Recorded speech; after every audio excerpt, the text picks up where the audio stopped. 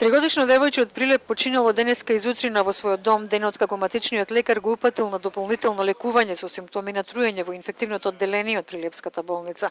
Ова го тврдат Ќазимовски, семејството на девојчето, и бараат да се утврди лекарска одговорност, зашто и при лоша здравствена состојба и со високи леукоцити, девојчето не било задржано на болничко лекување. Едноставно, сум луд, зошто вечерта не се задржа девојчево, да има некоја реакција, од докториве.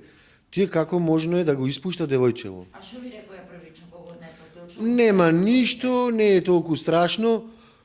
Еве ова сирупче ќе го пишиме, па појдете дома, па по една недела на контрола да дојдеме. Ние не ни поминаме таа ноќ. Од Прилепската болница потврдуваат дека девојчето мртво е донесено изутринава околу 8 часот на педиатриското одделение.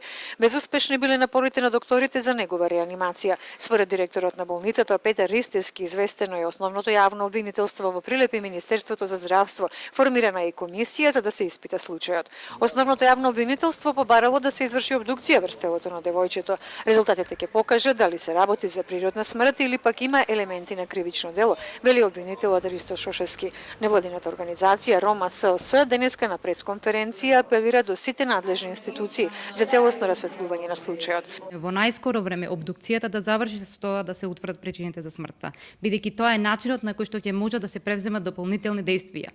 Меѓутоа во секој случај ние како здружение ќе го мониторираме случајот и понатамо ќе бараме одговорност од сторителите доколку се утврди вина кај некој од вклучените страни. Семејството Ќазимовски се сомнева дека симптомите на труење девојчето ги добило откако јадело сендвич во една прилепска сендвичара во центарот на градот.